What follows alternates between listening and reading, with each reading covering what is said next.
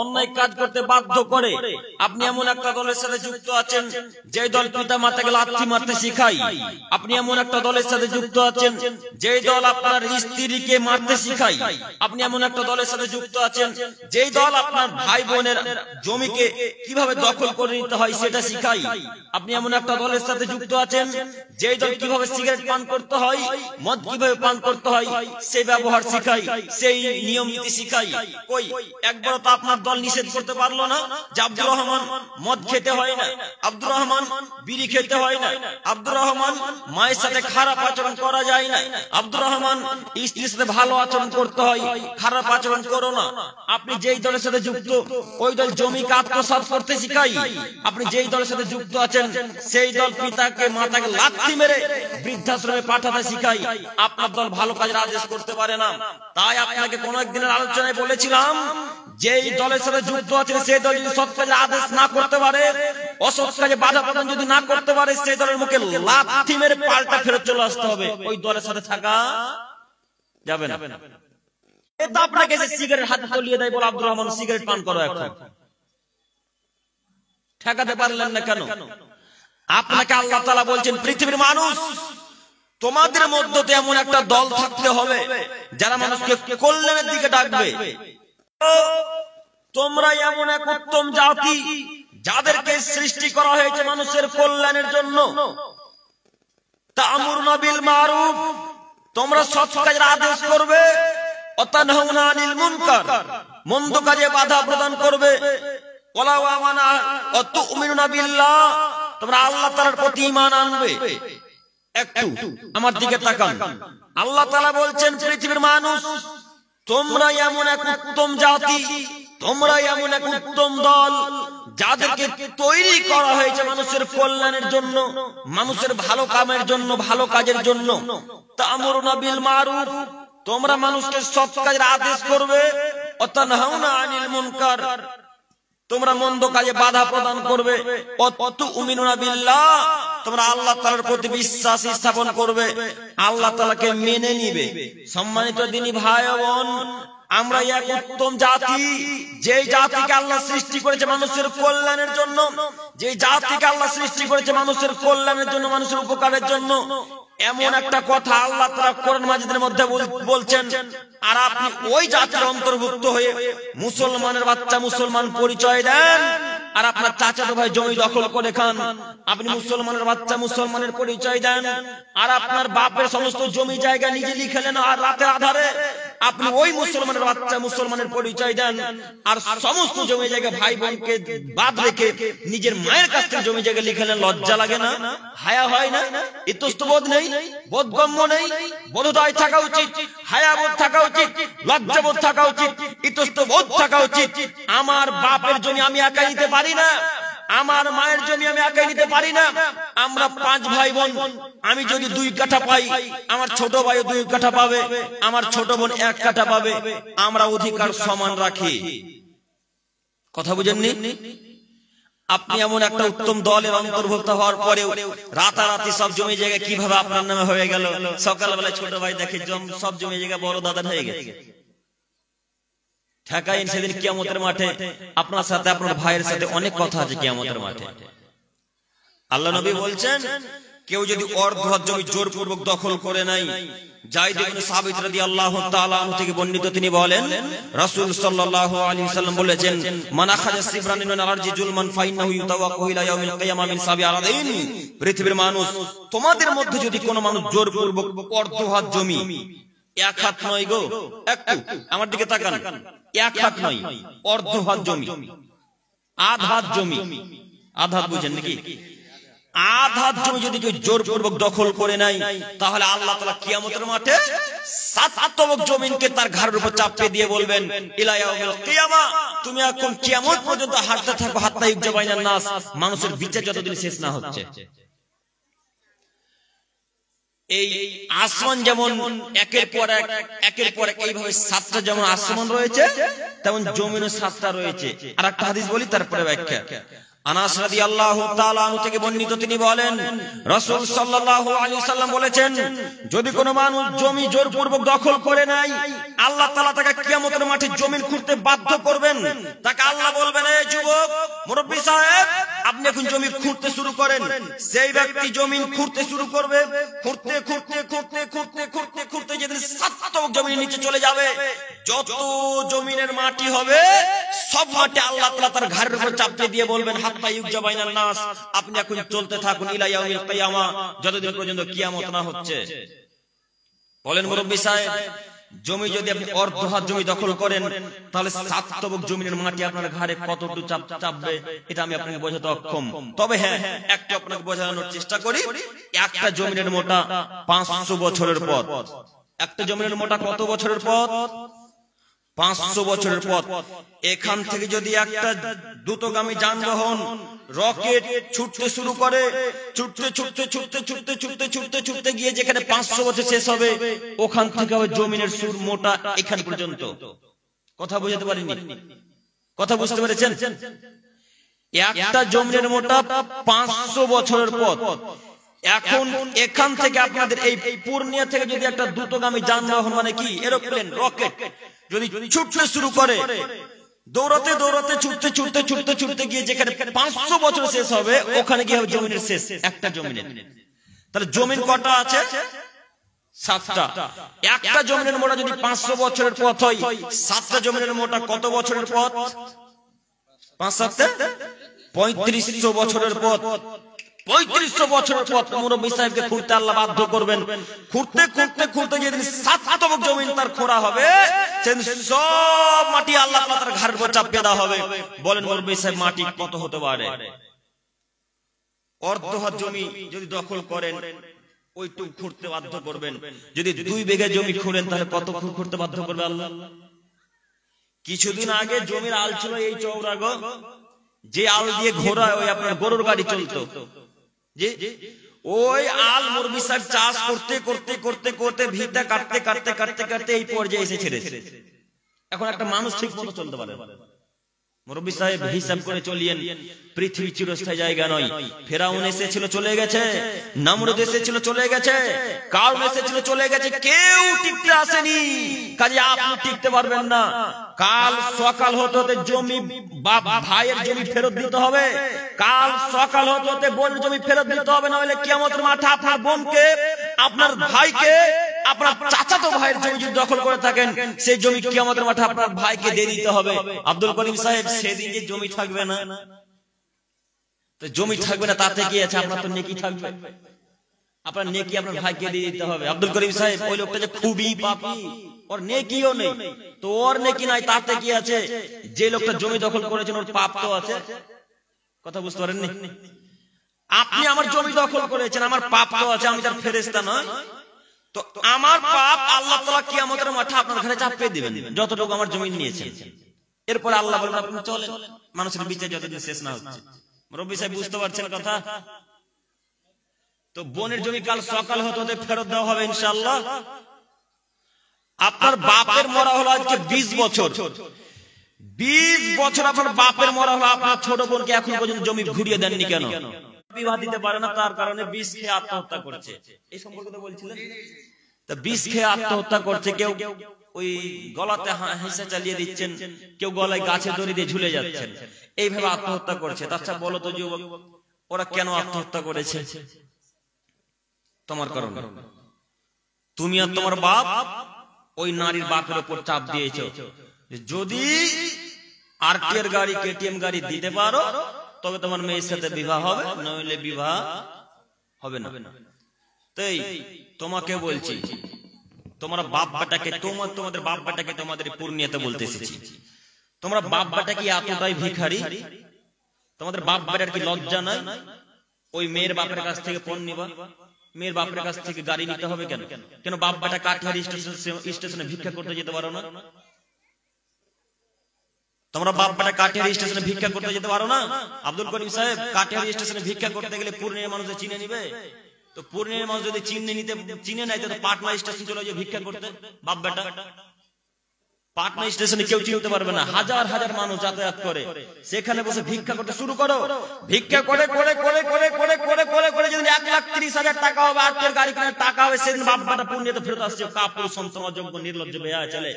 ওই মহিলার বাপ 20 বছর 22 বছর ধরে এক মেয়ের বিবাহ কিভাবে দিবে রাতে টেনশনে ঘুম হয়নি, আর তুমি সেই মহিলার বাপকে বলো যে আটকের না হলে বিবাহ হবে না। মানে কি দেখাতে চাচ্ছ তুমি? কি বোঝাতে চাইছো তুমি?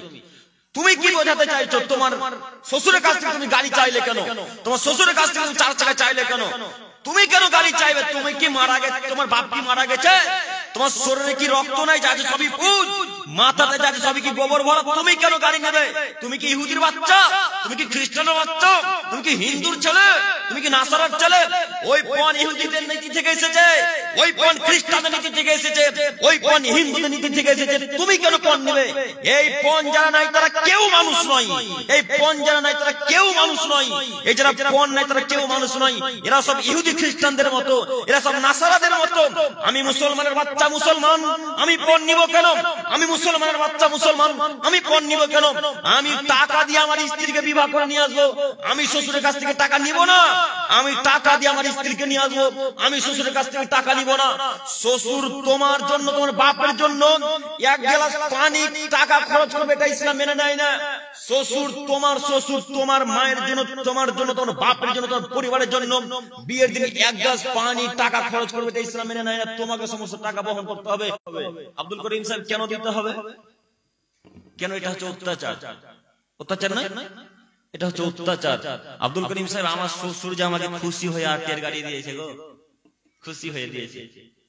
তোমার শ্বশুর একটা ফকিরকে 2 টাকা খুশি হয়ে দেয় না গো, আর তোমাকে আটের গাড়ি 1,30,000 টাকা দামের গাড়ি খুশি হয়ে দিয়ে দিল। কথা বুঝতে পারেননি? আপনার বাড়িতে যখন ভিক্ষুক ভিক্ষা করতে আসে তখন 2 টাকা খুব কষ্ট করে বেরোয় পকেট থেকে, আর আপনি আপনার জামাইকে খুব শখ করে আটের গাড়ির টাকাকে দিয়ে দিলেন। এই ছেলেরা বলে গো যে আমার শ্বশুর খুশি হয়ে আমাকে দিয়েছে। যুবক, তুমি মনে রেখো, তোমার নীতি একদম বাতিল, এই নীতি চলে না। কাজেই পৃথিবীর দিনী ভাই ও বোনদেরকে আমরা অনুরোধ করছি, আজকের পর থেকে কখনো এই পণ নেব না ইনশাআল্লাহ। আর যত শ্বশুরের কাছ থেকে পণ নিয়েছি কাল সকাল হতে ফেরত দেবো ইনশাআল্লাহ। ইনশাআল্লাহ দিতেই হবে, হাত ধরে ভিক্ষা চাইতে হবে যে আব্বু আপনি আমাকে 20 দিন সময় দেন, 20 দিনের মধ্যে আমি টাকা ফেরত দেবো ইনশাআল্লাহ। 20 দিনের মধ্যে। সম্মানিত উপস্থিতি, বলছিলাম মহান আল্লাহ তাআলা যে বাক্য পেশ করেছেন সেটা হচ্ছে এই যে পৃথিবীর মানুষ তোমরাই এমন এক উত্তম দল যাদেরকে আমি আল্লাহ তাআলা তৈরি করেছি মানুষের কল্যাণের জন্য। তোমার মানুষকে সৎ কাজের আদেশ করবে, অন্যায় কাজে বাধা প্রদান করবে এবং আমার প্রতি বিশ্বাস স্থাপন করবে। সম্মানিত উপস্থিতি, কাজেই যিনি ভাই ও বোনদেরকে আবার আমরা অনুরোধ করছি, যে কোনো মূল্যে অন্যায় কাজে বাধা দেওয়ার চেষ্টা করুন, যে কোনো মূল্যে অন্যায় কাজে বাধা দেওয়ার চেষ্টা করুন। আর একটি জরুরি কথা, আপনারা যারা বিবাহ লাগাচ্ছেন, ওই যারা বিবাহ লাগায় তাদেরকে কি বলে আপনাদের গ্রামে? আইবেরি, আমরা ঘটক বলি, ঘটক। তো ওই ঘটকদের উদ্দেশ্যে জরুরি 2-1টি কথা। ও ঘটক সাহেব, আপনি যে বিবাহ লাগাচ্ছেন ওই বিবাহতে কে কে নিবে না নিবে এটা আপনি ঠিক করেন, তাই না? শ্বশুর মানে এই ছেলের বাপ যদি 1,30,000 টাকা দাবি করে, তো এই ঘটক গিয়ে তাকে বলে 1,50,000 টাকা। কথা মনে সবই আব্দুল করিম ভুল বলছে। ছেলের বাপ যদি দাবি করে 1,30,000 টাকা, তো ওই আইবেরি ওই ঘটক গিয়ে মেয়ের বাপকে বলে যায় ওই ছেলের বাপ 1,50,000 টাকা চেয়েছে, ওই 20,000 টাকা ওর। ঘটক সাহেব, কিয়ামত খুবই যে কঠিন একটা জায়গা গো, খুবই কঠিন। যেদিন কোন মানুষের রাজত্ব চলবে না, লিমানিল মুলকুল ইয়াউম, আল্লাহ তাআলা ডাক দিয়ে বলবেন, এই পৃথিবীর মানুষ জিন বলো তো আজ রাজত্ব কার, আজ ক্ষমতা কার, আজ রাজত্ব তো কার? তখন সবাই এক বাক্যে উত্তরে বলবেন আল্লাহ, ক্ষমতা আপনার, আল্লাহ রাজত্ব আপনার, আল্লাহ সমস্ত বাদশাহী আপনার। সেদিন কোন মায়ের বেটার ক্ষমতা চলে না, সেদিন কোন মানুষের রাজত্ব চলবে না, একাচ্ছত্রের মালিকানা থাকবে কার হাতে? আল্লাহর হাতে। সেদিন আল্লাহ তাআলা আপনাকে ধরে বলবে, ও ঘটক সাহেব, আপনি সেদিন যে 20,000 টাকা ঘুষ খেয়েছিলেন, এখন আপনার কি হবে? আপনার ফলাফল এখন কি? ঘুষ খাওয়ার ফলাফল কি? জাহান্নাম। জাযাকাল্লাহু খায়রান। ঘুষের ফলাফল জাহান্নাম। ঘুষখোর আর সুদখোরকে কিয়ামতের মাঠে এমন শাস্তি দেওয়া হবে, এমন শাস্তি দেওয়া হবে। আল্লাহ নবীকে যখন মেরাজে নিয়ে যাওয়া হলো তখন আল্লাহ নবী বলছেন, আমি যেতে যেতে যেতে যেতে যেতে যেতে এক পর্যায়ে দেখলাম একটা লোক রক্তের নদীতে পড়ে আছে। কিসের নদী? রক্তের নদীতে একটা লোক পড়ে আছে। তো লোকটা রক্তের নদীর মধ্য থেকে যতবার পাহাড়ে আসার চেষ্টা করছে, ওই পাহাড়ে দাঁড়িয়ে থেকে একজন ফেরেশতা পাথর মেরে তার মুখকে দ্বিখণ্ডিত করে চূর্ণ বিচূর্ণ করে তাকে রক্তের নদীর মধ্যে আবার পাঠিয়ে দিচ্ছে। আবার লোকটা পাহাড়ে যখন আসার চেষ্টা করছে, আবার দাঁড়িয়ে থাকা ফেরেশতা পাথর মেরে তার মুখকে চূর্ণ বিচূর্ণ করে রক্তের নদীর মধ্যে থেকে পাঠিয়ে দিচ্ছেন। এক পর্যায়ে আল্লাহ নবী জিবরাইলকে বললেন, মান হাউলাই জিবরাইল, জিবরাইলেরা কারা? এদেরকে এই শাস্তি দেওয়া হচ্ছে কেন? এই লোকটা রক্তের নদীতে কেন? এর মুখকে চূর্ণ বিচূর্ণ করে দেওয়া হচ্ছে কেন? জিবরাইল তুমি বলো এরা কারা? তখন আল্লাহ নবী সাল্লাল্লাহু আলাইহি সাল্লাম বললেন, আল্লাহ নবী, এরা আপনার উম্মতের সুদখোর আর ঘুষখোর মানুষ। যারা সুদ খায়, যারা ঘুষ খায়, যারা সুদ দেয়, যারা ঘুষ দেয়, যারা ঘুষ নেয়, যারা সুদ নেয়, তাদেরকে এইভাবে শাস্তি দিতে থাকা হবে কিয়ামতের মাঠে। যুবক, তুমি মনে করো না যে শাস্তি খুবই ছোট? তুমি মনে করো না শাস্তি খুবই ছোট? সম্মানিত মুরব্বী সাহেব, আপনাকে অনুরোধ করছি, সম্মানিত ঘটক সাহেব, আপনাকে আমি অনুরোধ করছি, আপনি পণ মুক্ত বিবাহ লাগান, পণ মুক্ত বিবাহ দেওয়ার চেষ্টা করেন, আপনি নেকি পাবেন ইনশাআল্লাহ। কিয়ামতের মাঠে জান্নাত হবে ইনশাআল্লাহ, এটা আমরা আশাবাদী। আপনি যদি পণ মুক্ত বিবাহ লাগাতে পারেন তাহলে জান্নাত হবে ইনশাআল্লাহ। নইলে ওই ছেলের বাপ পণ নিয়ে যতটা পাপ করেছে, আপনি একাই ততটা পাপ করেছেন। কেন? পাপ আপনার দ্বারাই সংগঠিত হয়েছে। কথা বুঝতে পারছেন? পাপ ওই ঘটকের দ্বারাতেই হয়েছে। ঘটক যদি একবার বলতো মেয়ের বাপ পণ যদি নেন তো বিবাহ দিবে না, যদি পণ নেন তো বিবাহ দিবে না, তাহলে এই ছেলের বাপ বিবাহ দিতে যেত? ওখানে যেত না, বিবাহ দিবে না ওরা। এইভাবে মেয়ের বাপকে কঠোর হওয়া উচিত। আসলে আমাদের নীতিটাই এরকম, বিবাহ যদি মোটরসাইকেল না দেন তো বিবাহ হবে না, এরকম আমাদের অন্তরে গেঁথে গেছে। জি না, এই চিন্তা ভুল। আপনি মাথা থেকে চিন্তা ভাবনা উঠান। সম্মানিত উপস্থিতি, এরপরের আয়াত মহান আল্লাহ তাআলা বলেন, ওয়াল মুমিনুনা ওয়াল মুমিনাতু বাদুহুম আউলিয়াউ বাদ। পৃথিবীর পুরুষ নারী তোমরা মনে রেখো, মুমিন পুরুষ মুমিন নারী তারা একে অপরের বন্ধু শুভাকাঙ্ক্ষী। একজন নারী আর একজন নারীর বন্ধু শুভাকাঙ্ক্ষী, একজন পুরুষ আর একজন পুরুষের বন্ধু শুভাকাঙ্ক্ষী। ইয়ামুরুনা বিল মারুফ, তারা সৎ কাজের আদেশ করবে, ওয়া ইয়ানহাউনা আনিল মুনকার, তারা মন্দ কাজে বাধা প্রদান করবে। একটু এখানে জরুরি একটি কথা। প্রথম অংশে আল্লাহ বলছেন মুমিন পুরুষ মুমিন নারী তারা একে অপরের বন্ধু শুভাকাঙ্ক্ষী। মুমিন পুরুষ মুমিন নারী তারা একে অপরের বন্ধু শুভাকাঙ্ক্ষী। এই আয়াতকে এখানে রেখে একটা হাদিস তরজমা করে সামনে দিকে আমরা আবার এগিয়ে যাব। আবু হুরায়রা রাদিয়াল্লাহু তাআলা আনহু থেকে বর্ণিত, তিনি বলেন রাসূল সাল্লাল্লাহু আলাইহি সাল্লাম বলেছেন, লিল মুমিনি আলাল মুমিনি সিত্তু খিসাল। একজন মুসলমান আরেকজন মুসলমানের উপর অধিকার রাখে 6টি।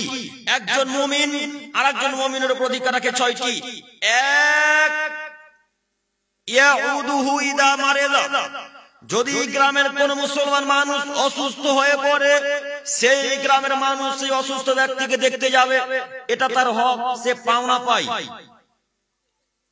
একজন মুসলমান আর একজন মুসলমানের উপর অধিকার রাখে কয়টা? 6টি। 6টির মধ্যে প্রথমটি হচ্ছে ইয়াউদুহু ইদা মারিদা, যদি কোন মুসলমান পুরুষ নারী অসুস্থ হয়ে পড়ে, সেই অসুস্থ ব্যক্তিকে গ্রামের মানুষ দেখতে যাবে। মুরব্বী সাহেব, আপনার দৃষ্টি আমি আকর্ষণ করছি, মুখ নিচে দিকে রাখেন না।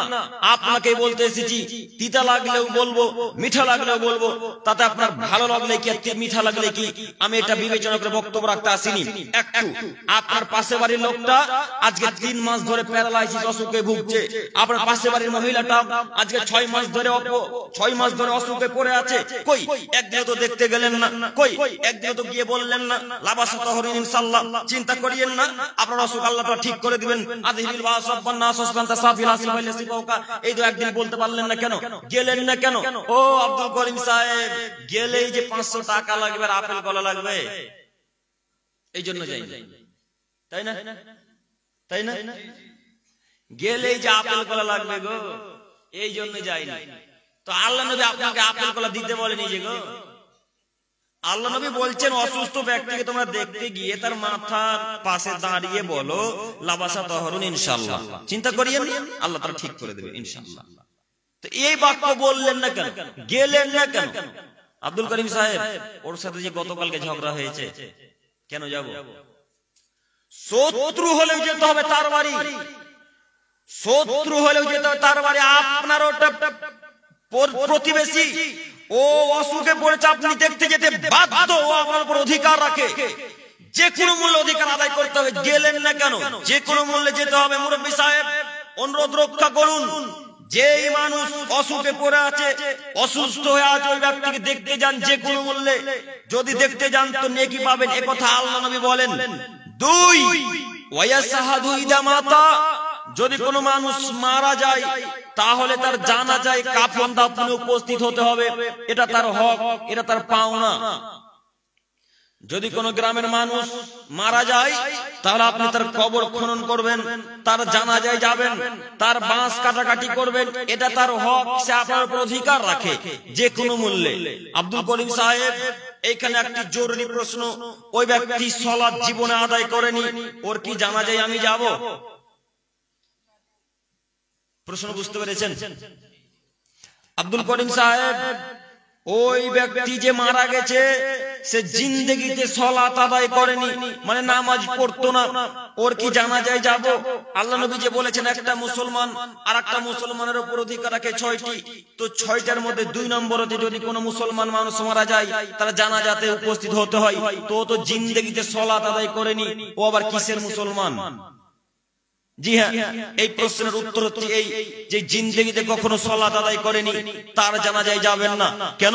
আল্লাহ নবী বলেন, জাবের রাদিয়াল্লাহু তাআলা আনহু থেকে বর্ণিত, তিনি বলেন রাসূল সাল্লাল্লাহু আলাইহি সাল্লামকে আমি বলতে শুনেছি, বাইনাল আবদি ওয়া বাইনাশ শিরকি ওয়াল কুফরি তারকুস সালাত। পৃথিবীর মুসলমান, তোমরা মনে রেখো, মুসলমানের মাঝে আর কাফের মাঝে পার্থক্য হচ্ছে সালাত। মুসলমানের মাঝে আর কাফের মাঝে পার্থক্য হচ্ছে সালাত। বুখারী ও মিসকাতের হাদিস। আর একটা হাদিস বলি, তারপরে ব্যাখ্যা।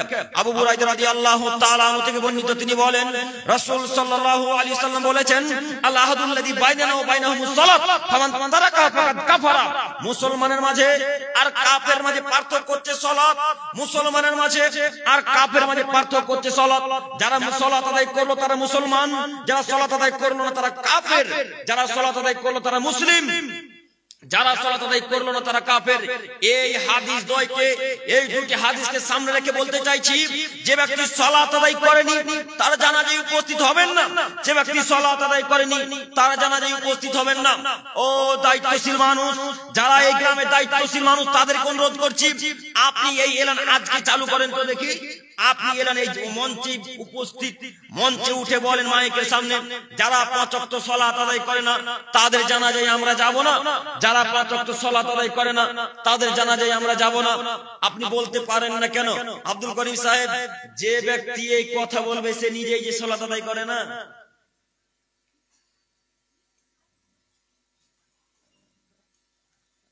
কথা বুঝতে পারেননি? ও চাচারা, কথা বুঝতে পারছেন? আপনাদেরকে বলছি, কথা বুঝতে পারছেন? আবারও শুনুন তো। এই গ্রামের মুরল, মুরল না মুখিয়া, মুরল সর্দার, সর্দারকে এখন আমি এই এলান করতে বলছি। তো সর্দার যদি এখন এলান করে তো গ্রামের একটা মানুষ বলবো, ও সর্দার সাহেব, আপনি যে নিজেই সালাত আদায় করেন না গো। তার মানে এই কথা সর্দার বলতে পারবে না। কেন? ও তো নিজেই সালাত আদায় করে না। তো সর্দার যদি সালাত আদায় না করে তাহলে কি এই নিয়ম এখানে বন্ধ থেকে যাবে নাকি? যে জি না, কই আমরা তো সালাত আদায় করি না, আমরা তো জানাজাতে যাই না, যারা সালাত আদায় করে না এখনো যায় না। এখনো যায় না। আমরা কি পৃথিবীর বুকে নেই? আমাদেরকে সমাজ থেকে তাড়িয়ে দিয়েছে, চলে গেছি আমরা গ্রাম ছেড়ে। এখনো তো যাই। যারা 5 ওয়াক্ত সালাত আদায় করেন তাদের জানাজায় তো যায় না। কি হয়েছে? আপনি যাচ্ছেন কেন? সম্মানিত উপস্থিতি, যেদিন জাতির সামনে জোরালো কণ্ঠে বক্তব্য রাখতে পারবেন সেই দিনই জাতির উপকার হবে। আপনি মেম্বারে উঠে খুতবায় উঠে শুক্রবারের সালাতের মধ্যে খুতবায় উঠে শুক্রবারের দিন মেম্বারে উঠে বলেন যারা 5 ওয়াক্ত সালাত আদায় করে না তাদের জানাজায় আমরা উপস্থিত হব না, যারা 5 ওয়াক্ত সালাত আদায় করে না তাদের জানাজায় আমরা যাব না, যারা 5 ওয়াক্ত সালাত আদায় করে না তাদের আমরা জানাজায় যাব না। আমাকে রাখতে হলে রাখুন, না রাখতে হলে না রাখুন। মাথা বিক্রি করে পূর্ণিয়াতে চাকরি করতে আসিনি, মাথা বিক্রি করে পূর্ণিয়াতে চাকরি করতে আসিনি। বাপের জমি জায়গা আছে, জমি জায়গা চাষ করে খেতে পারবো ইনশাআল্লাহ। আমি বেনামাজি জানাজা পড়াবো মানে, আমি বেনামাজি জানাজাতে উপস্থিত হব মানে, আমি কি হিন্দু, আমি কি খ্রিস্টান, আমি কি অমুসলিম, আমি কোন বেনামাজি জানাজাতে যাব? আমি বেনামাজি জানাজাতে যাব না। ও সরদার সাহেব, আপনাকে বলে যাচ্ছি নীতি পাস করুন, আইন পাস করুন, নিজে সালাত আদায় করুন। যদি সালাত আদায় না করেন কিয়ামতের মাঠে প্রশ্ন করা হবে। ও মুখিয়া সাহেব, সরদার সাহেব, পূর্ণিয়া জেলাতে আপনার গ্রামের আন্ডারে 130 জন মানুষ ছিল, 130 জন মানুষের মধ্যে 90 জন মানুষ সালাত আদায় করতো না। আপনি এর জবাব দেন, সেদিন জবাব কি দিবেন? সম্মানিত দায়িত্বশীল মানুষ, ওই ইমাম সাহেব আপনাকে অনুরোধ করি, আপনি যেদিন জোরালো কণ্ঠে মেম্বারে উঠে খুতবাতে বক্তব্য রাখতে পারবেন যারা 5 ওয়াক্ত সালাত আদায় করে না তাদের জানাজাতে উপস্থিত হব না, এই কথা যদি শুক্রবার সালাতে বলেন, তারপরের দিন দেখবেন মানুষ আটে না মসজিদে 2 তলা 3 তলা পরিপূর্ণ হয়ে যাবে। যদি এইভাবে নিয়ম নীতি আইন চালু করতে পারেন মসজিদে জায়গা দিতে পারবেন না, অন্তরে ভয় ভীতি থাকবে না যার, সেই জাতির উপকার করতে পারবে। অন্তরে ভয় ভীতি থাকবে না যার, সেই জাতির উপকার করতে পারবে। অন্তরে ভয় ভীতি থাকবে না যার, সেই জাতির উপকার করতে পারবে। এখন যদি আপনি বলেন শুক্রবারে যদি আমি এইভাবে বক্তব্য দিই তাহলে তো আমাকে মসজিদে রাখবে না, তাহলে নীতি পরিবর্তন। আমি এই সভাপতি ক্যাশিয়ার মুখিয়ার 5 পয়সা দাম দিই না, এই সভাপতি মুখিয়া ক্যাশিয়ার 5 পয়সা দাম দিই না, এই সভাপতি মুখিয়া ক্যাশিয়ার 5 পয়সা দাম দিই না। আমার শরীরে রক্ত আছে, আমি এখনো মরে যাইনি। আমার শরীরে রক্ত আছে, এখনো শরীরের ক্ষমতা আছে, আমি কাজ করে খেতে পারবো।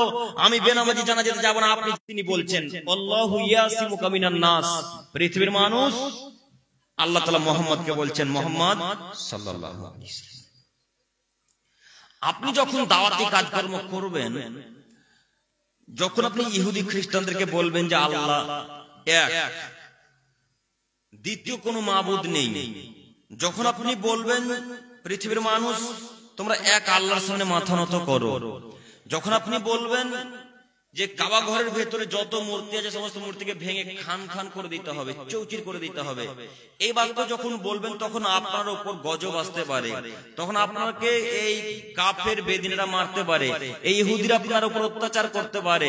তো মুহাম্মদ সাল্লাল্লাহু আলাইহি ওয়াসাল্লাম যখন আপনাকে মারবে তখন আপনি ধৈর্য ধারণ করিয়েন, আমি আল্লাহ তাআলা ওয়াদা করছি আপনাকে আমি রক্ষা করব, আল্লাহ বলছেন। তো এই আয়াত কি শুধু মুহাম্মদ সাল্লাল্লাহু আলাইহি সাল্লামের উপরে না সারা পৃথিবীতে যারা দাওয়াতি কাজকর্ম করে তাদের জন্য?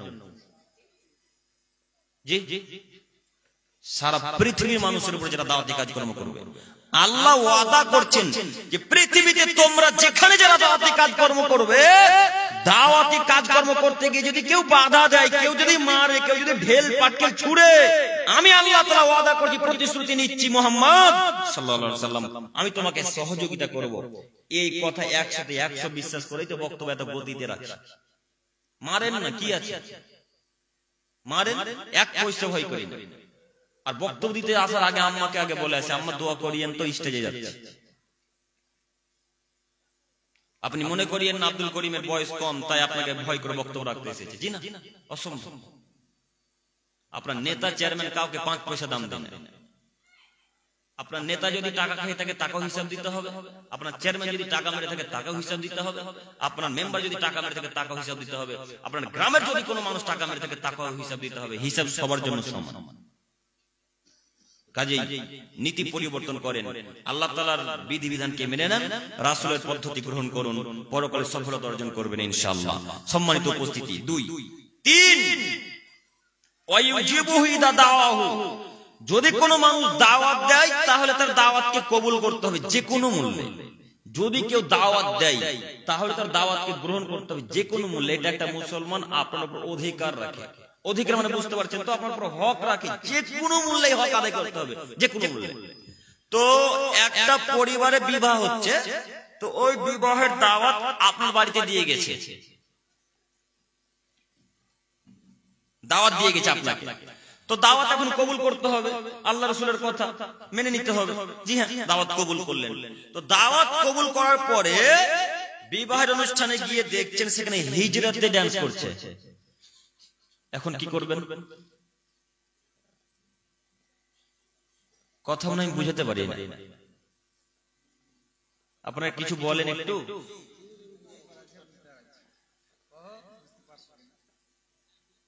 বুঝতে পারছেন?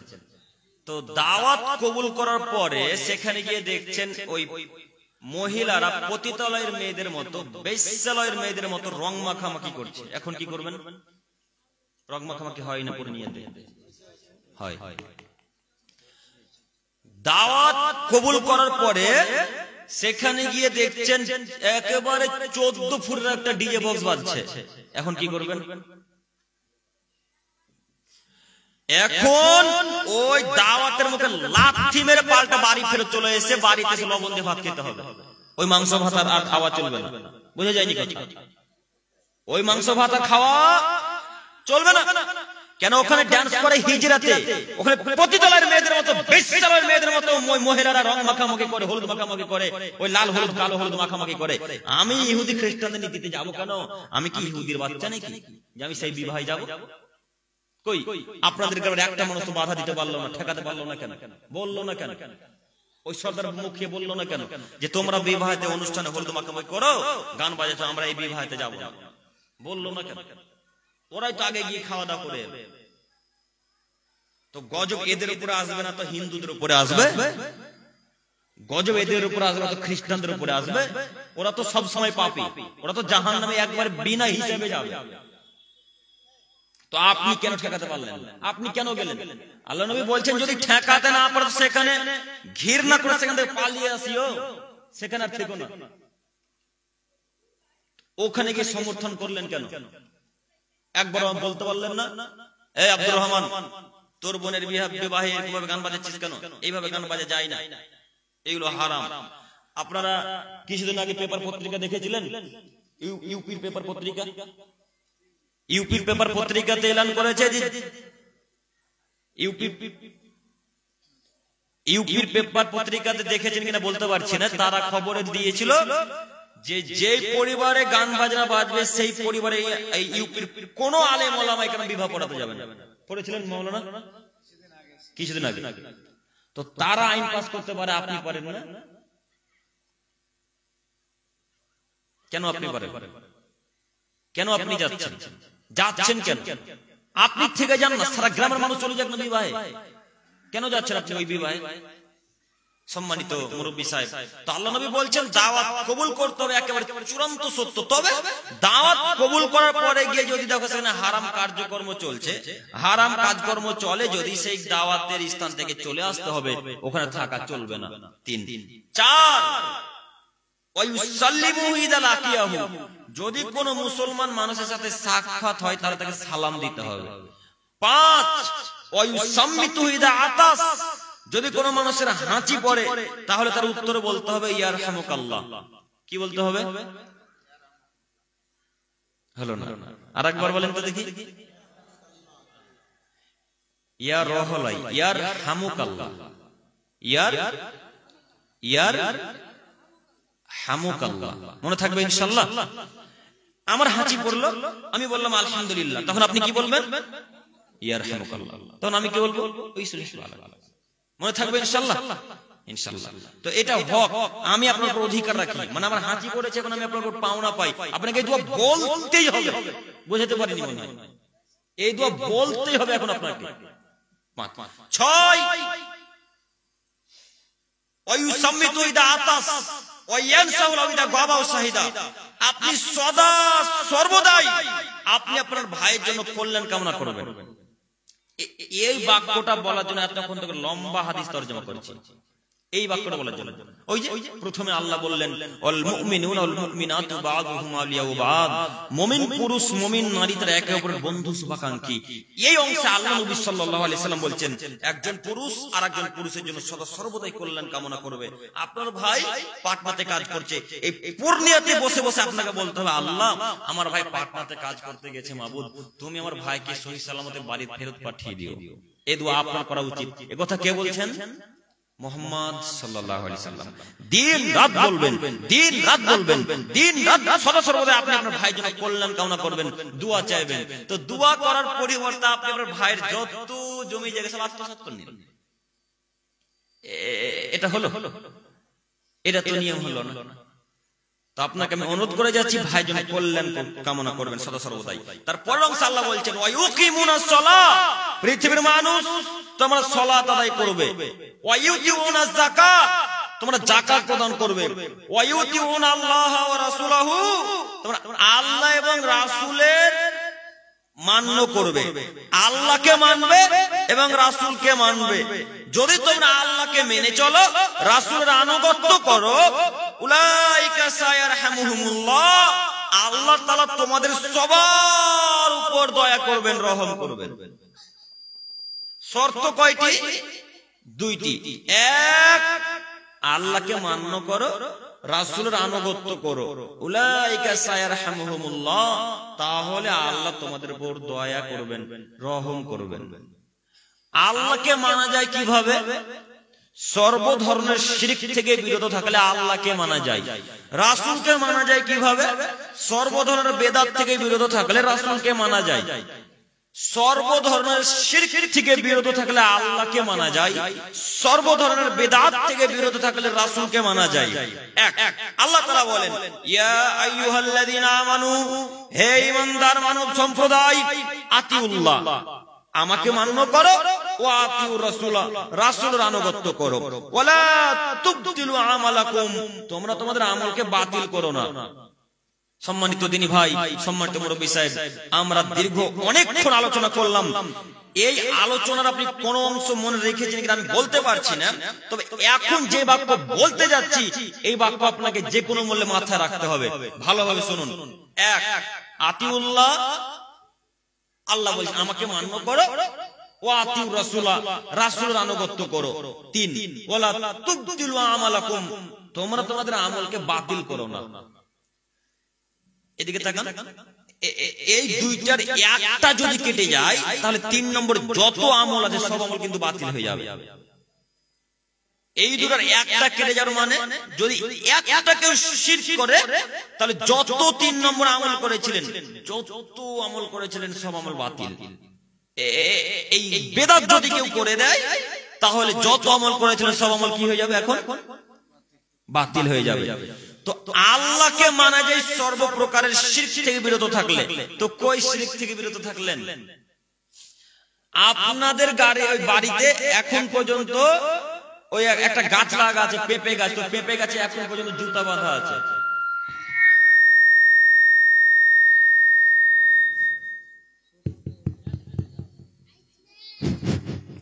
সম্মানিত মুরব্বী সাহেব, এক আমার দিকে তাকান। আপনার স্ত্রী শখ করে একটা পেঁপে গাছ লাগিয়েছিল, পেঁপে গাছ, পেঁপে গাছ বুঝেন তো, পিপিয়ার গাছ। পিপিয়ার গাছ লাগানোর পরে পিপিয়া ধরছে না, 2 মাস হয়ে গেল তবু পিপিয়া ধরে না। পাশে বাড়ির একটা মহিলা পিপিয়া গাছ লাগিয়েছে, আজকে 15 দিন হলো, তো 15 দিনের মাথাতে পিপিয়া ধরেছে। তখন ওই মহিলা বলছে তোমার গাছে পিপিয়া ধরে না কেন জানো? তুমি তোমার গাছে জুতা বাঁধো তাহলে পিপিয়া ধরবে। তো তখন আপনার স্ত্রী তার কথা শুনে ঠিকই জুতা বেঁধেছে। কথা বুঝাতে পারি। তো ওই পিপিয়া গাছে জুতা বাঁধলে আল্লাহকে মানা যায় না। আল্লাহকে মানা কাজটা কি হয়? কেটে যায়। আপনার স্ত্রীর হাতে যদি এখন তাবিজ থাকে তো আল্লাহকে আপনার স্ত্রী মানে না। আপনার স্ত্রী যতই তাহাজ্জুদ করুক না কেন, আপনার স্ত্রী যতই নফল সালাত আদায় করুক না কেন, আপনার স্ত্রী যতই সিয়াম পালন করুক, তো ওই বাঁশের আগালে এক ঝাড়ু, ওই আপনার কুলা, চামড়ার জুতা আর ইত্যাদি ইত্যাদি অনেক কিছু বাঁধা থাকে না, দেখতে পান না? পাচ্ছেন। আচ্ছা বলেন তো ওটা বেঁধেছেন কেন? আব্দুল করিম সাহেব ভিত শক্ত হবে এই জানি, তাই না? আমরা একবার যে জিজ্ঞেস করলাম আপনি এইভাবে বেঁধেছেন কেন গো? তো ওদের তো আকীদা ঠিক নাই, ওরা তো আকীদা কি বোঝে না, ওরা তো আপনার শিরকেই লিপ্ত। তো তারা বলছে এইগুলো বেঁধে থাকলে কেউ নজর দিতে পারবে না, বাড়িতেও নাকি নজর লাগে। তার মানে ভিত শক্ত হবে ওদের কথা। তো আপনার স্ত্রী এই নীতি চলবে না। কেউ যদি বলে তুলসী গাছকে ছিঁড়ে ফেলতে হয় না, তাহলে সে শিরক করলো। কেউ যদি বলে তুলসী গাছে লাথি মারা যায় না, তাহলে সে শিরক করলো। কেউ যদি বলে ধানের উপর দিয়ে জুতা পানি দিয়ে চলতে হয় না, তাহলে সে শিরক করলো। কেউ যদি বলে চালে হাঁটু বানাতে বসতে হয় না, তাহলে সে শিরক করলো। কেউ যদি বলে যে গাভীকে লাথি মারতে হয় না, তাহলে সে শিরক করলো। কেউ যদি বলে গাভীকে ঝাড়ু ঝাড়া দিয়ে মারতে হয় না, তাহলে সে শিরক করলো। কেউ যদি বলে ওই ভাতের পাতিলে ভাতের হাঁড়িতে ঝাড়ু ঠেকাতে হয় না, তাহলে সে শিরক করলো। কেউ যদি বলে রাতের বেলায় ঝাড়ু ঝাড় দিয়ে বাইরে নোংরাগুলো বাইরে নিক্ষেপ করতে হয় না, তাহলে সে শিরক করলো। কেউ যদি বলে রাতের বেলায় গাছ থেকে ফল ছিঁড়তে হয় না, তাহলে সে শিরক করলো। এরকম হাজারো কাজকর্ম আছে যে সবই শিরকে পরিপূর্ণ, এগুলো সবই শিরকের অন্তর্ভুক্ত, এগুলো সবই শিরক। এই শিরকের একটা কেউ যদি কাজকর্ম করে আর 30 বছর পর্যন্ত যদি ইবাদত করে, তার ইবাদত কবুল হবে না। শিরক যে কোনো মূল্যে শিরক থেকে যে কোনো মূল্যে বিরত থাকতে হবে, যে কোনো মূল্যে শিরক থেকে যে কোনো মূল্যে বিরত থাকতে পারলেই ইবাদত কবুল হবে। 2, রাসূলের আনুগত্য করতে হবে। কিভাবে? রাসূলের আনুগত্য করতে হয় সর্ব ধরনের বেদাত থেকে বিরত থাকলে। রাসূলের আনুগত্য করা যায় সর্ব ধরনের বেদাত থেকে বিরত থাকলে। তো বেদাত তো আমরা বুঝলাম না বেদাত কি জিনিস, বেদাতি তো বুঝলাম না আমরা কি জিনিস, তাই না? যদি বেদাত বুঝতাম তো ওই গোরস্থানে গিয়ে সকলে মিলে একত্রিত হয়ে হাত তুলে মোনাজাত করতাম না। যদি বেদাত বুঝতাম তাহলে ওই বিবাহের পরে একত্রিত হয়ে হাত তুলে মোনাজাত করতাম না। যদি বেদাত বুঝতাম তাহলে ওই আপনার অনুষ্ঠানের পরে সকলে মিলে একত্রিত হয়ে হাত তুলে মোনাজাত করতাম না। আপনাদের গ্রামে হয় এখনো? হয় না? আলহামদুলিল্লাহ, মাশাআল্লাহ। তো বেদাত এগুলি হচ্ছে বেদাত।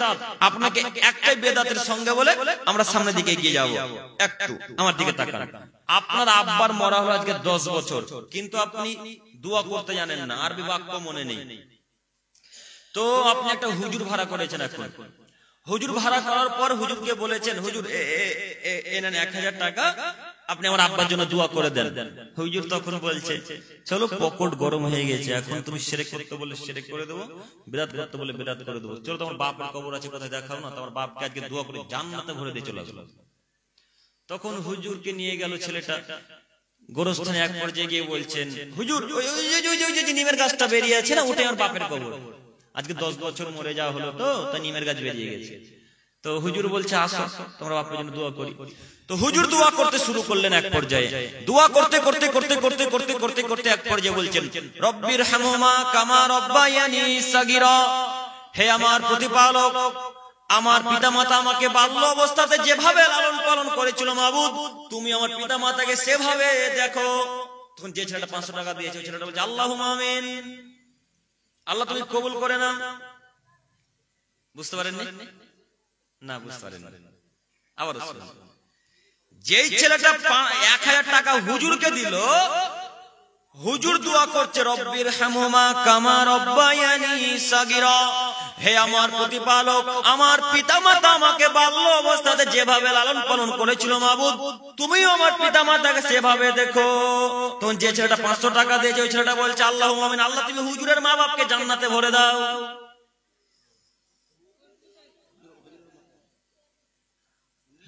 রে মাথা মোটা গোবর ভরা ছেলে, ওই হুজুর যে তার মা বাপের জন্য দোয়া করলো গো, আর তুমি পরে আমিন আমিন বললা। তোমার মায়ের জন্য কি দোয়া করলো বলো, তোমার বাপের জন্য কি দোয়া করলো বলো। হুজুর কেন দোয়া করবে তোমার মায়ের জন্য? তুমি কি করো? তোমার আরবি বাক্য মনে নেই তো কি? আল্লাহ তুমি তো রহমান, তুমি তো রহিম, তুমি তো গফুরুর রহিম, আল্লাহ তুমি দয়াশীল, আল্লাহ তুমি ক্ষমাশীল, আল্লাহ তুমি সব কিছু ক্ষমা করতে পারো। আল্লাহ অতএব তুমি আমার আব্বুর কবরে আজকে মাফ করো। এই বাক্য বলতে বলতে বলতে বলতে একবার 2 চোখ দিয়ে পানি ফেলে দেন, ইনশাআল্লাহ দোয়া কবুল হবেই হবে।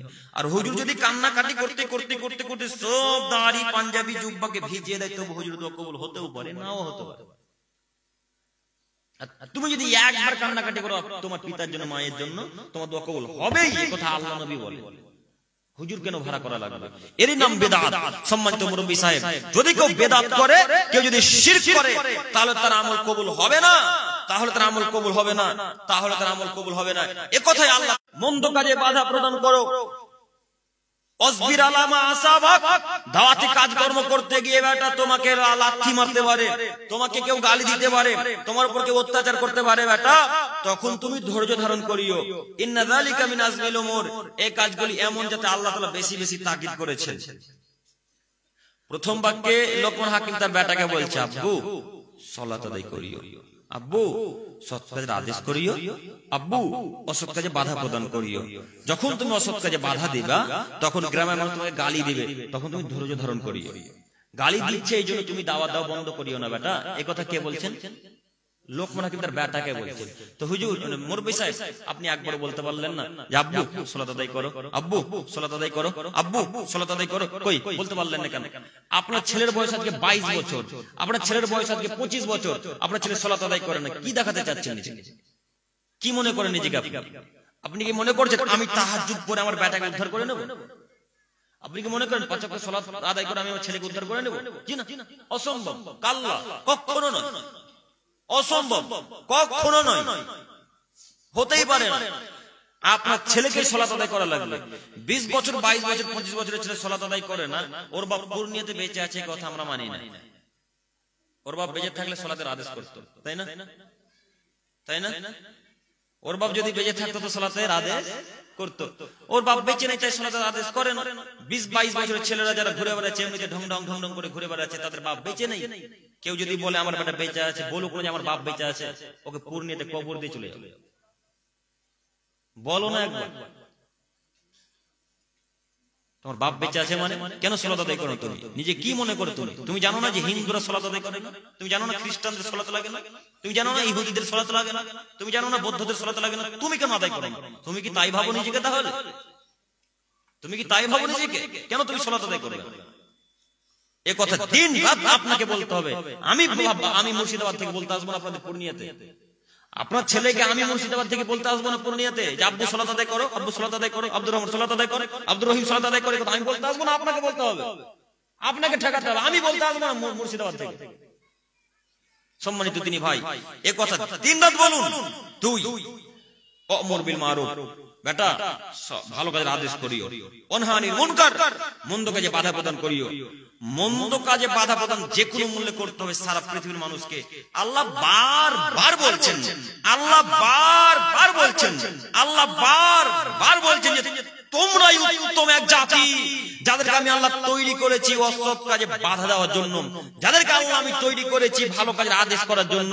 সম্মানিত মুরব্বী সাহেব, জরুরি এখানে একটি কথা। তিনি বললেন সৎ কাজের আদেশ করবে, অসৎ কাজে বাধা প্রদান করবে। সৎ কাজের আদেশ করা খুবই সহজ কাজ, সৎ কাজের আদেশ করা খুবই সহজ কাজ, সৎ কাজের আদেশ করা খুবই সহজ কাজ, কিন্তু অসৎ কাজে বাধা দেওয়া খুবই যে কঠিন একটি কাজ। সবাই তো বলতে পারে 5 ওয়াক্ত সালাত আদায় করতে হবে, সবাই তো বলতে পারে যে মাতা পিতাকে গালি দিতে হয় না, সবাই তো বলতে পারে পিতা মাতার সাথে ভালো আচরণ করা লাগে, সবাই বলতে পারে মাদ্রাসায় পড়া ভালো, সবাই বলতে পারে কোরআন মাজিদ তেলাওয়াত করা ভালো, সবাই তো বলতে পারে তোমরা সৎ কাজ কর্ম করো। কিন্তু কজন অসৎ কাজে বাধা প্রদান করতে পারে? কজন বলতে পারে যারা সুদ খায় তাদেরকে কমিটির দায়িত্বে রাখা চলবে না? কজনে বাক্য বলতে পারে? সৎ কাজের আদেশ তো সবাই দিতে পারে, কিন্তু অসৎ কাজে বাধা প্রদান করতে সবাই পারে না। সম্মানিত দিনী ভাই ও বোন, এখানে জরুরি একটি কথা, সৎ কাজের আদেশ করা খুবই সহজ একটি কাজ, কিন্তু অসৎ কাজে বাধা প্রদান করা খুবই কঠিন একটি কাজ। কজন বলতে পারে যারা মসজিদের কমিটি, যেই সুদখোর কমিটি, তাকে ঘাড় ধাক্কা দিয়ে মসজিদের কমিটি থেকে বের করে দিতে হবে? এ বাক্য কজন বলতে পারে? যেই ক্যাশিয়ার ঘুষ খায় তাকে মসজিদের দায়িত্বে রাখা চলবে না? এ বাক্য কজন বলতে পারে? যে মসজিদের সভাপতি যে প্যান্ট টাকুর নিচে পড়ে তাকে দায়িত্বে রাখা চলবে না? এ বাক্য কজন বলতে পারে?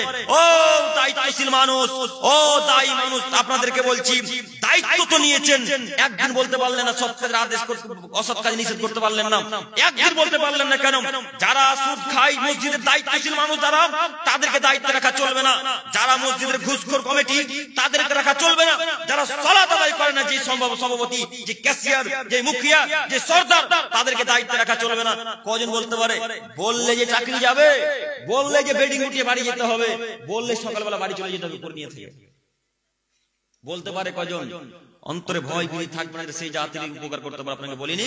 আপনি মনে রাখিয়েন, আল্লাহ নবী সাল্লাল্লাহু আলাইহি সাল্লাম বলছেন, কিয়ামত ততদিন পর্যন্ত হবে না, হাত্তা ইয়াকুনা আসাদু নাসিবিদ দুনিয়া লুকা ইবনে লুকাব, যতদিন পর্যন্ত অধমের সন্তান অধম, অযোগ্য করছিল অযোগ্য, বেহায়ার ছেলে বেহায়া যতদিন পর্যন্ত সমাজের নেতৃত্ব না দিচ্ছে, যতদিন পর্যন্ত সমাজের দায়িত্ব পালন না করছে, ততদিন পর্যন্ত কিয়ামত হবে না। মুরব্বি সাহেব, আপনি আমার কথাকে খারাপ নিয়েন না।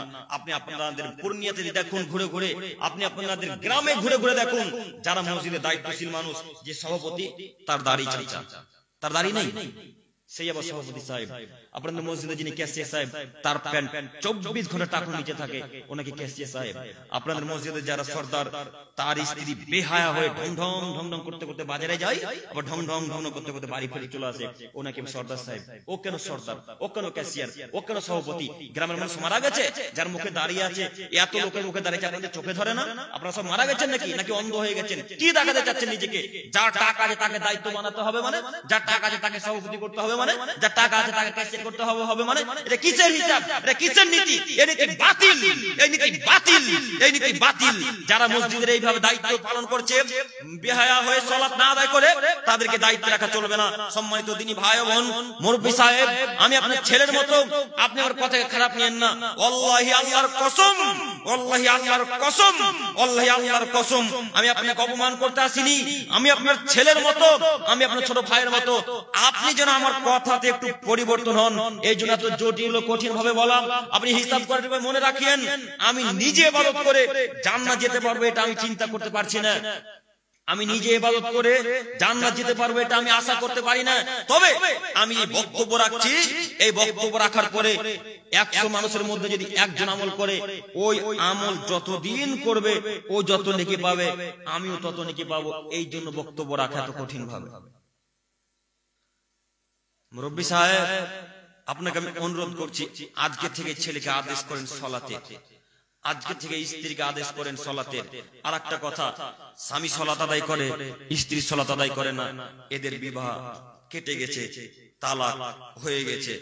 কোনো কাজী লাগে না, কোনো উকিল লাগে না, কোনো মৌলভী সাহেব লাগে না, কোনো সর্দার লাগে না, কোনো ক্যাশিয়ার লাগে না, কোনো উকিল লাগে না, কোনো জজ লাগে না, কেউ কিছু লাগে না, কোনো কিছু বলা লাগে না যে তালাক দিলাম কি দিলাম না, কোনো কিছু বলা লাগে না। যার স্বামী সালাত আদায় করে, স্ত্রী সালাত আদায় করে না, স্ত্রী সালাত আদায় করে, স্বামী সালাত আদায় করে না, এদের বিবাহ কেটে গেছে, এদের বিবাহ বাতিল, এদের বিবাহ বাতিল, এদের বিবাহ বাতিল। এদের এখন পর্যন্ত যারা সালাত আদায় করে তাদের নাজায়েজ সম্পর্ক চলছে। মুরব্বি সাহেব, সম্মানিত তিনি ভাই, তোমরা যারা বিবাহ করেছো, তোমাদেরকে অনুরোধ করছি, তুমি সালাত আদায় করছো, স্ত্রী সালাত আদায় করে না, স্ত্রীকে সালাত আদায়ের আদেশ করো। যদি সালাত আদায়ের আদেশ করার পরেও সালাত যদি আদায় না করে, ওই স্ত্রীকে তালাক দিতে হবে। ওই স্ত্রীদের সংসার চলবে না, ওই স্ত্রীকে তালাক দিতে হবে। ওই স্ত্রীদের সংসার চলবে না, ওই স্ত্রীকে তালাক দিতে হবে। ওই স্ত্রীদের সংসার চলবে না। সম্মানিত তিনি ভাই, আপনি কথাকে ভালোভাবে মনে রাখিয়েন। সালাত এমনই একটা ইবাদত, পৃথিবীতে যত ইবাদত করবেন সব ইবাদত নির্ভর করবে কিয়ামতের মাঠে কার উপরে? সালাতের উপরে। যদি সালাত আল্লাহ তাআলা দরবারে কবুল হয়ে যায়, তাহলে সব ইবাদত আল্লাহ তাআলার দরবারে কবুল হয়ে যাবে। আর সালাত যদি আল্লাহ তাআলা কিয়ামতের মাঠে এইভাবে কেটে দেয়, আপনার হজ বাতিল, যাকাত বাতিল, দান খায়রাত বাতিল, 5 ওয়াক্ত সালাত বাতিল, তাহাজ্জুদ বাতিল, সব কিছু বাতিল হয়ে যাবে। এই জন্য আপনাদেরকে আমি অনুরোধ করে বলেছিলাম, যে ব্যক্তি 2 রাকাত সালাত সুন্দর করে আদায় করতে পারবে, আল্লাহ নবী বলছেন, মান সাল্লা সাজদাতাইন লা ইয়াসহু ফিহিমা, যে ব্যক্তি খুব সুন্দর করে 2 রাকাত সালাত আদায় করলো, সেই সালাতের মধ্যে কোনো ভুল করলো না, সেই সালাতের মধ্যে কোনো ভুল করলো না, গাফারাল্লাহু মা তাকাদ্দামা মিন জামবিহি, আল্লাহ তাআলা তার পূর্বের সমস্ত গুনাহ খাতাকে maaf করে দিলেন। 2 রাকাত সালাত সুন্দরভাবে আদায় করতে হবে। আব্দুল করিম সাহেব, সুন্দরভাবে মানে বুঝতে পারলাম না, একটু বুঝিয়ে বলেন। জি হ্যাঁ, সুন্দরভাবে মানে সুন্দর করে ওযু করলেন, খুব সুন্দর করে ওযু করবেন, তারপরে সালাত দাঁড়াবেন। সালাত দাঁড়িয়ে দুনিয়াবি কোনো চিন্তা নিয়ে আসবেন না। যদি এইভাবে চিন্তা ভাবনা না আসে, রুকু সিজদা যদি ঠিক করেন, তাহলে আপনার পূর্বে যত পাপ থাকবে আল্লাহ তাআলা ক্ষমা করে দিবেন। এ কথা মুহাম্মদ সাল্লাল্লাহু আলাইহি সাল্লাম বলেন। অতএব দিনী ভাই, আপনাকে আমি অনুরোধ করছি, আবারও সালাত আদায় করুন। এরপরের আয়াত। মহান আল্লাহ তাআলা বলেন, ইয়া আইয়ুহাল্লাযীনা আমানু, হে ঈমানদারগণ, কু আনফুসাকুম ওয়া আহলিকুম নারা, পৃথিবীর ঈমানদার মানব তোমরা শুনে রেখো, প্রথমত আগে নিজে জাহান্নামের আগুন থেকে বাঁচো, তারপরে পরিবার পরিজনকে বাঁচাও, তারপরে আত্মীয় স্বজন গ্রামের মানুষকে জাহান্নামের আগুন থেকে বাঁচাও। ওয়াকুদুহান নাস ওয়াল হিজারা, যেই জাহান্নামের জ্বালানি হবে মানুষ এবং পাথর, যেই জাহান্নামের জ্বালানি হবে লোকই হবে মানুষ এবং পাথর। আলাইহা মালাইকাতুন গিলাদুন শিদাদ, যেই জাহান্নামকে দেখাশোনা করছে খুব কঠোর হৃদয়ের, পাষাণ হৃদয়ের ফেরেশতাগণ, যেই জাহান্নামের আগুনকে দেখাশোনা করছে খুব কঠোর হৃদয়ের, পাষাণ হৃদয়ের ফেরেশতাগণ, যাদের অন্তরে মায়া নেই, যাদের অন্তরে মহব্বত নেই, এমন ফেরেশতাকে আল্লাহ তাআলা জাহান্নামের আগুন দেখাশোনা করার জন্য দায়িত্বে রেখেছেন। লা ইয়াসিনুনাল্লাহ মা আমারহুম, আল্লাহ তাআলা যা আদেশ করেন তারা সেই আদেশ অমান্য করেন না, আল্লাহ যা আদেশ করেন তারা সেই আদেশ অমান্য করেন না। ইয়াফালুনা মা ইউমারুন, আল্লাহ যা আদেশ করেন তাই পালন করেন, আল্লাহ যা আদেশ করেন তাই পালন করেন, আল্লাহ যা আদেশ করেন তাই পালন করেন। সম্মানিত মুরব্বী সাহেব, এইখানে জরুরি আপনার জন্য একটি কথা। আল্লাহ প্রথম অংশে আপনাকে বলছেন, মুরব্বী সাহেব, ও মুরব্বী সাহেব, আগে আপনি জাহান্নামের আগুন থেকে বাঁচুন, তারপরে ছেলে মেয়েকে বাঁচান, স্ত্রীকে বাঁচান, তারপরে আপনার পাশে বাড়ির লোককে বাঁচান। আল্লাহ বলছেন, তো আপনি এখন ইমাম সাহেবের ভুল ধরে বেড়াচ্ছেন, অথচ আপনার ছেলে সালাত আদায় করেন। কথা একটু বুঝিয়েন। আপনাকে আমি আর একটু কথা বলতে চাইছি, আর একটা, সেটা হচ্ছে যে ইমাম সাহেব কোন কারণবশত একদিন ফজরের রক্তে উঠতে পারেনি, হয়তো কোন কারণবশত উঠতেই পারেনি, স্বাভাবিক হতে পারে, মানুষ তো হতে পারে। তো ইমাম সাহেব তো 5 ওয়াক্তই সালাত আদায় করে গো, কিন্তু আপনার যে ছেলেটার 22 বছর আজকে চলছে রানিং, ওই ছেলেটা এক ওয়াক্ত সালাত আদায় করে না, ওর ব্যাপারে একদিন খোঁজ নিলেন না। আর ইমাম সাহেব একদিন ফজরে উঠতে পারেন, তার জন্য চায়ের দোকানে কি গিবত, আমাদের গ্রামে ভালো নয়, উঠতে পারে না, প্রতিদিন উঠাতে হয় ঘুম থেকে, হয় না কথা এইভাবে চায়ের দোকানে। আর চায়ের দোকান মানে তো গিবতের আড্ডাখানা, আপনাকে তো শতদিন বলেছি চায়ের দোকানে বসিয়েন না, চায়ের দোকান মানে গিবতের আড্ডাখানা, ওটা একটা গিবতেরই আড্ডাখানা, ওটা একটা দ্বিতীয় পার্লামেন্ট। এটা তো আল্লাহ বলছেন তুমি আগে বাঁচো জাহান্নামের আগুন থেকে, ইমাম সাহেবকে বাঁচাতে হবে না আপনাকে। আচ্ছা বলেন তো, ইমাম সাহেব যদি সালাত না আদায় করে তো আপনাকে ইমাম সাহেবের ব্যাপারে জিজ্ঞেস করবে কিয়ামতের মাঠে, আপনার ছেলের ব্যাপারে জিজ্ঞেস করবে? কথা বুঝাতে পারি? কাকে জিজ্ঞেস করবে গো? ছেলের বাপকে। তো কই আপনি ইমামের ভুল ধরতে গেলেন কেন? আপনার ছেলের ভুল ধরলেন না?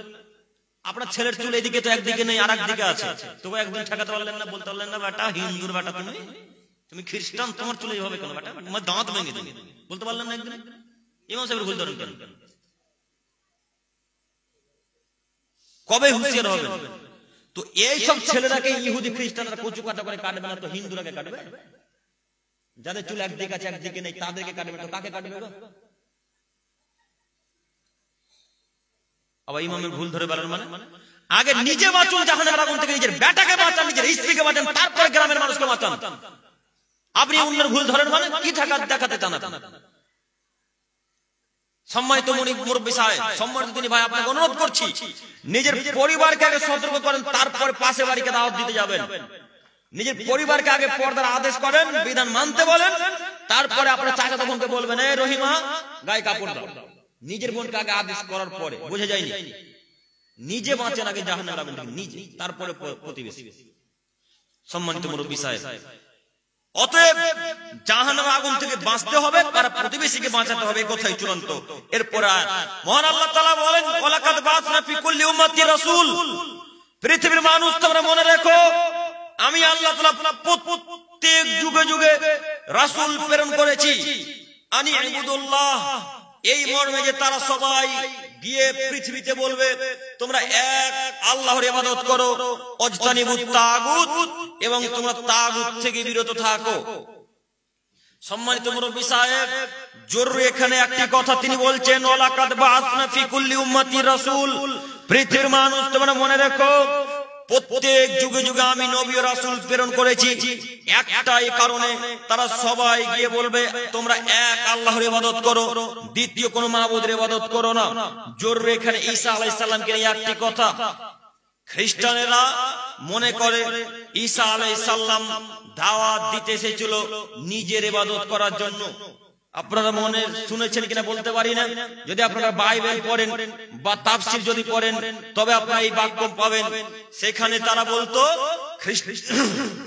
খ্রিস্টানেরা বলতো ঈসা আলাইহিস সালাম এসেছিল, তিনি বলেছিলেন আল্লাহ তিনজন, তোমরা তিনটা আল্লাহর ইবাদত করো।